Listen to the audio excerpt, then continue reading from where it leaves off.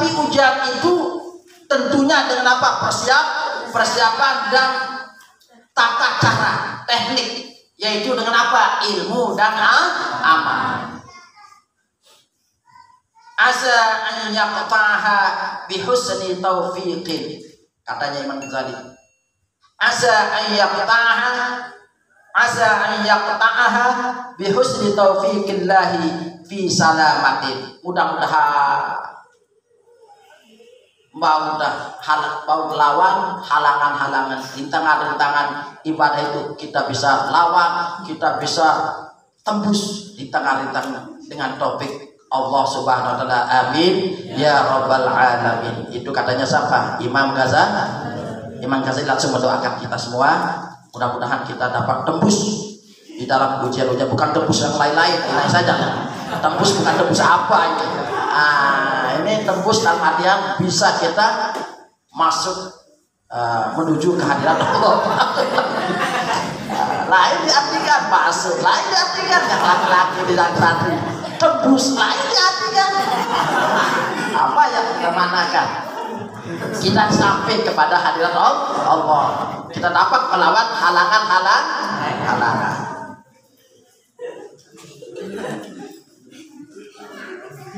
Kita lanjut nih. Jam berapa ini?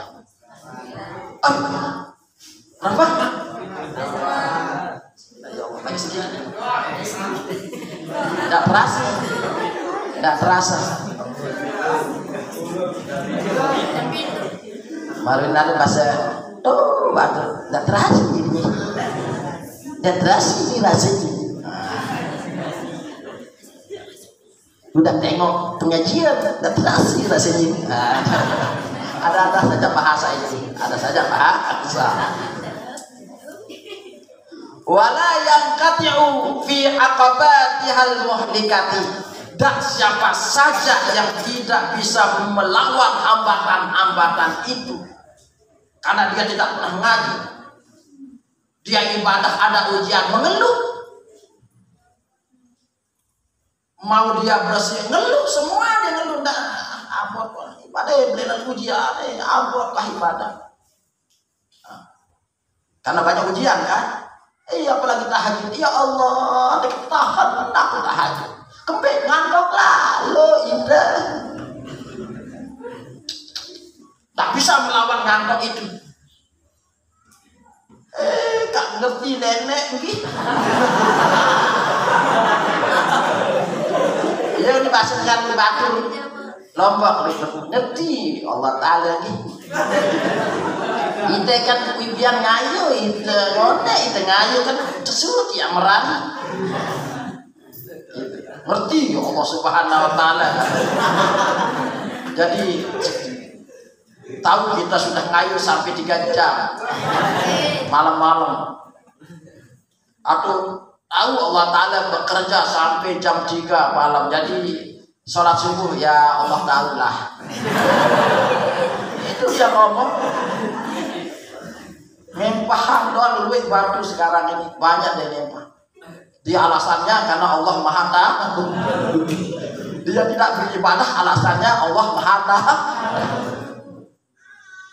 Ya memang Allah Maha Tahu, tapi Allah menyuruh kita untuk ibadah. Makanya persiapkan diri, tahu dirinya petinduk batik. Makanya bagaimana caranya kita tidur pagi-pagi setelah makan berapa puluh 4 menit barulah kita tidur. Jangan kemana-mana, ini malam dianggap pagi, malam jadi harinya. Berjoget-joget terus mana dia sholat subuh. Orang sampai jogetnya sampai jam 4 terus tidur, tidak sholat subuh. Bisa nggak tahan kalau jam 4 tidur baru asar itu tidur terus sana? Bisa nggak bangun subuh? Bisa nggak? Nggak bisa. Oi, berkadang-kadang bawa pacarnya kemana-mana sampai jam 4 malam. Terus bagaimana? Bisa nggak bangun tahajud itu? Nggak bisa. Orang bekerjanya malam jadi hari, maksud saya malam jadi hari jadi malam. Itu kelelawar namanya. Nah, siapa saja yang tidak mampu melawan rintangan, hambatan ibadah kepada Allah, maka apa yang didapatkan? Payah liku ma'al halikin, katanya Imam Ghazali. Maka orang itu celaka, yang memang celaka bersama orang yang sangat celaka kelak di akhirat. Na'udzubillahi min dzalik. Nah ini mau bersama orang yang celaka? Sedikit. Mau sama orang yang celaka? Nah itu. Siapa yang celaka itu? Yang tidak mampu menghadapi rintangan-rintangan di dalam beribadah. Dia berhenti. Yang tadi dia berjubah, kesongkok, bertasbih. Datang rintangan. Berupa apa? Berupa cewek cantik. Dibuang apanya? Tasbihnya. Disuruh buang lagi. Buang tasbih. Buang songkok. Buang jubahnya. Wih, oke. Buang. Terus berhenti ibadah karena lantaran wanita itu. Na'udzubillahi min dzalik. Maka dia celaka dunia dan akhirat. Na'udzubillahi min dzalik. Katanya Imam Ghazali, wal iyadu billah. Na'udzubillahi min dzalik. Fasannafna fi qat'i hadhihi tariqi. Nah, jawab daripada lamba yang tadi itu. Maka oleh karena itu kami mengarangkan sebuah kitab. Kami mengarangkan fi qat'i hadhihi tariq, khusus membahas tentang bagaimana caranya untuk melawan musuh-musuh, melawan rintangan-rintangan, melawan hambatan-hambatan untuk ibadah kepada Allah. Imam Ghazali mengatakan mengarang. Maka oleh karena kami mengarang fi qat'i hadhihi tariq, tentang penghalang, tentang hambatan-hambatan ke jalan kepada Allah, jalan menuju surga, wasulukiha, dan tata cara bagaimana kita sampai ke hadirat Allah. Kutuban, beberapa kitab. Lalu Imam Ghazali mengarang banyak kitab, kutuban, tentang apa? Cara untuk mengalahkan musuh-musuh, cara untuk melawan hambatan-hambatan ibadah kepada Allah. Ka Ihya'i Ulumuddin, seperti kitab Ihya Ulumuddin. Nah, karangan Imam Ghazali namanya apa? Ihya Ulumuddin. Itu pembahasannya tentang khusus juga tentang bagaimana caranya kita melawan musuh-musuh atau hambatan-hambatan kita beribadah kepada Allah. Wal qurbati ilallah ta'ala, dan nama kitabnya Qurbah ilallah subhanahu wa ta'ala, wa ghairi dzalika, dan lain sebagainya. Ihtawat ala dafa'iki minal ulum, katanya Imam Ghazali. Di sini pembahasannya, kitab yang diterangkan oleh Imam Ghazali itu meliputi segala kitab. Sangat dakwah, sangat lembut cara mengarangnya Imam Ghazali. Betul-betul terperinci di dalam kitab Ihya Ulumuddin.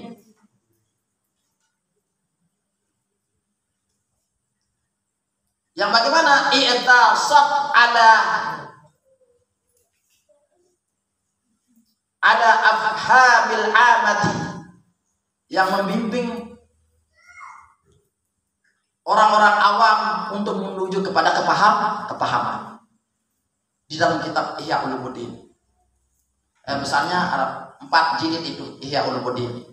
Itu yang baca cerita semua tentang surga ada di dalamnya, lengkap tentang bagaimana caranya kita melawan musuh-musuh ada di dalamnya. Tentang doa supaya kita tidak kena kalau dipukul oleh orang. Tidak bisa kita kena, ada di dalam kitab Ihya Ulumuddin, lengkap dan tidak bisa digoda oleh setan. Nah ini fakadahu fiha, sehingga karena terperincinya kitabnya, katanya Imam Ghazali, cara menguraikan di sana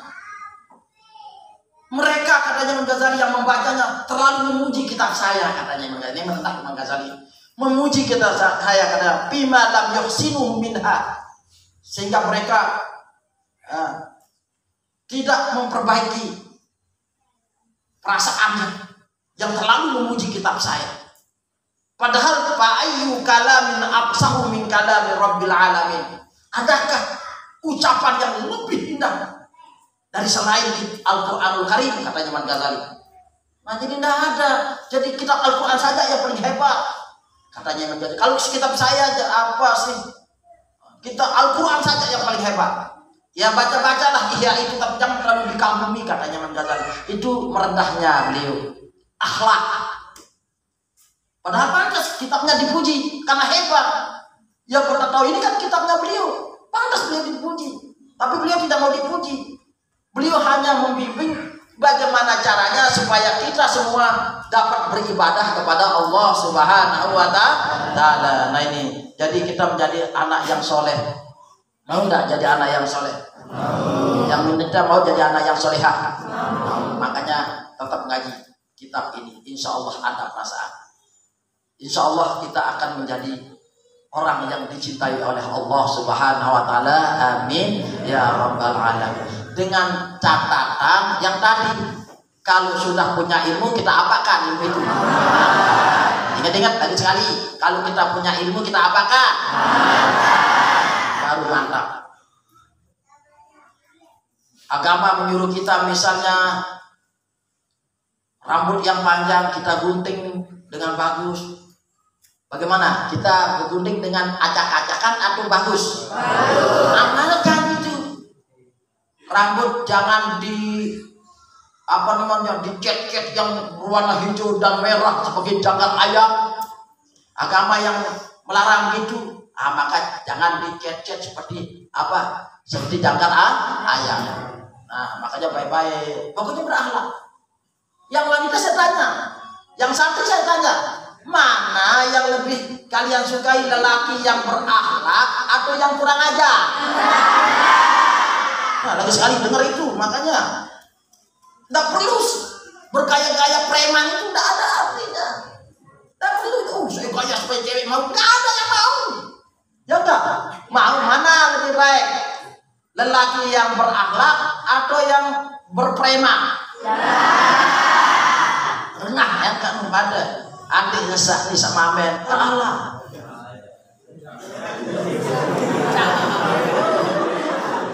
Ini kan sebagai gambaran, ini kebanyakan mayoritas. Ini kalian kan yang namanya baru naik balik itu lain, anak-anak. Mau berbuat bagaimana supaya dilihat. Kalau berhonda serang, siapa yang tentang nggak ada yang dengar itu? Marah kita, marah enggak? Yang perempuan marah enggak? Atau karena kerennya supaya ditahu dia kencingnya hebat, dia perisot kencingnya. Mau enggak laki yang begitu? Dengar makanya, yang mana? Yang berakhlak atau yang tidak berakhlak maunya? Ya itulah anak-anakku sekarang berakhlak lebih baik. Jangan berubah. Yang tadinya rajin ngaji, rajin untuk ilmu, berubah karena mau gaya, mau disayang lah perempuan. Kuno itu. Katanya rajin ngaji, pesorban, karena lantaran wanita dibuka serbannya enggak mondok. Gaya-gaya ada dua cewekku. Memalukan itu. Nah, jadi kita ingin menjadi orang yang baik. Ini kita menuntut ilmu menjadi orang apa? Baik. Mudah-mudahan kita semua menjadi anak yang soleh dan solehah. Dan mudah-mudahan kita semua masuk surga bigori sabisir lebat. Selamat.